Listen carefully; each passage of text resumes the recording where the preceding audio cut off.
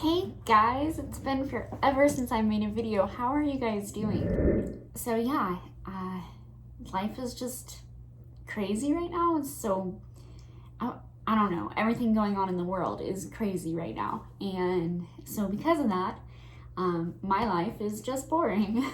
Nothing's going on. We tend to stay home.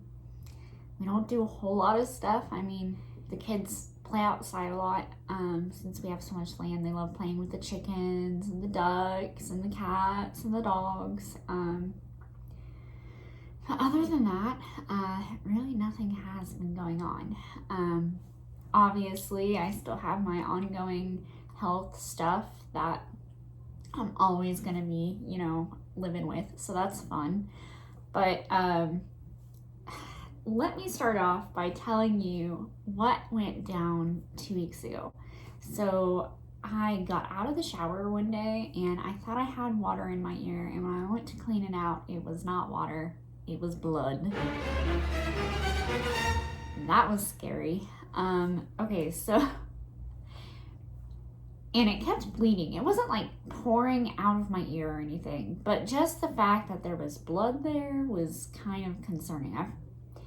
That ear, since I've had radiation, has always given me fits, but I've never had it bleed. So I just thought, obviously that has to be like a bursted eardrum or something, right? I don't know what else would explain it. I've been having headaches and vertigo and shooting pains in my left ear, so I just figured has to be a bursted eardrum. Like, that's what I figured it would be. So that morning was kind of hard getting a hold of anyone in the office because this COVID-19, everyone's working from home.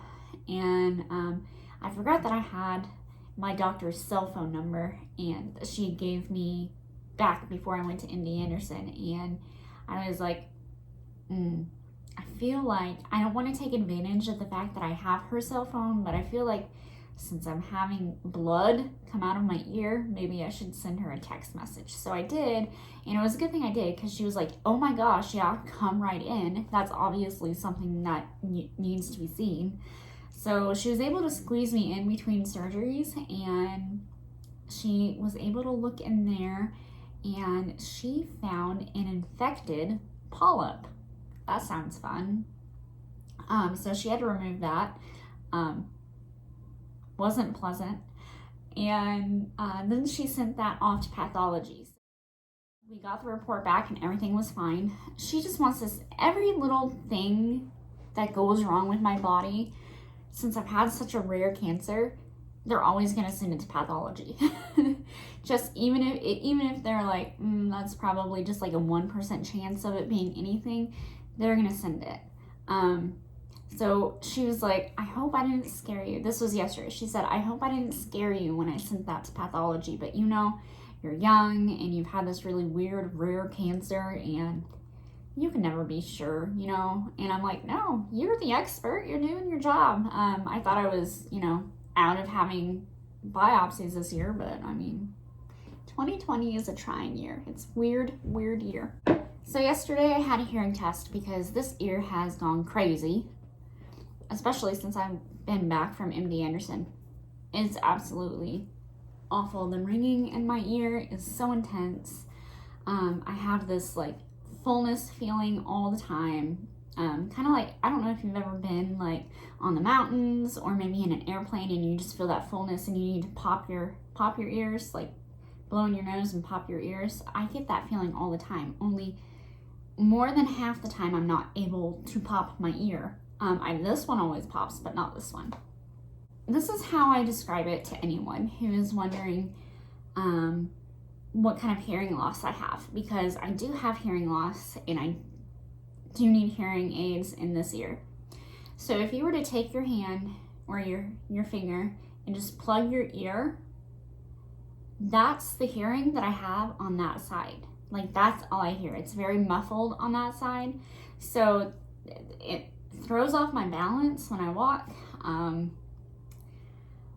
It's just crazy. It's just crazy.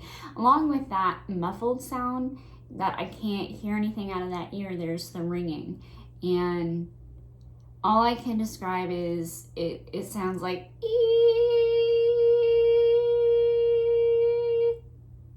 24/7. So I had a hearing test because I know that I lost more hearing, and they like to monitor this like yearly.